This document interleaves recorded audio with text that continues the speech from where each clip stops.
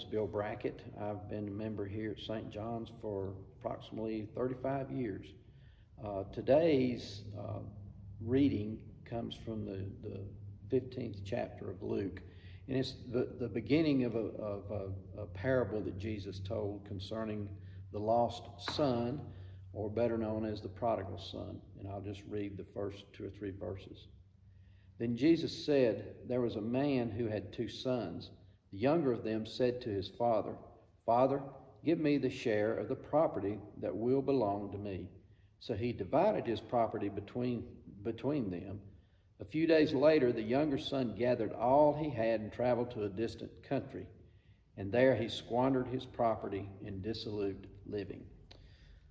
I'm always amazed at how the parables that Jesus told really apply to our lives today, and how they just so parallel with what's going on personally and around the world today.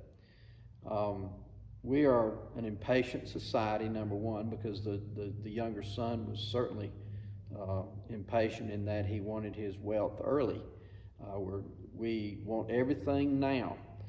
We often make decisions that are based on the wrong motives, just like the younger son did. And that's what this really, the 2 points came to mind.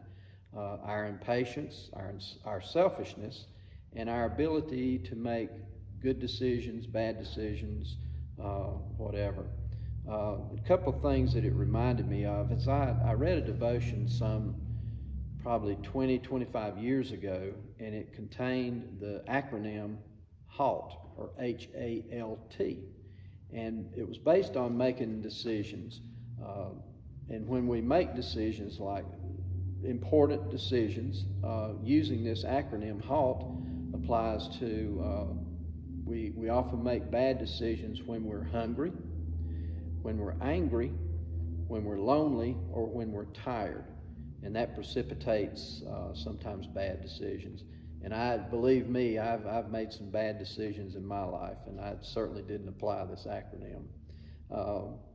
Another thing that comes to mind is we all want something now, and we kind of want it now. We don't want to wait. And it reminded me of a story when I was, I guess, 11 years old, that I wanted a bicycle. My younger brother and I shared a bicycle. I was 11 and David was 10. And you can imagine how that went sometimes in sharing a bicycle. So I wanted a bicycle. So I saw one. I was with my dad one day, and I saw a bicycle that I wanted. It was a 10-speed red Schwinn bike. Had everything on it, and I wanted it. The bike was $36, and I asked my dad. I said, "Well, can I have it?" He said, "Yeah, you can have it, but you're going to need to work and earn the money to buy it yourself." It wasn't the deal where, "Okay, Dad, you can buy it and I'll pay you back." It just didn't. It wasn't going to work that way.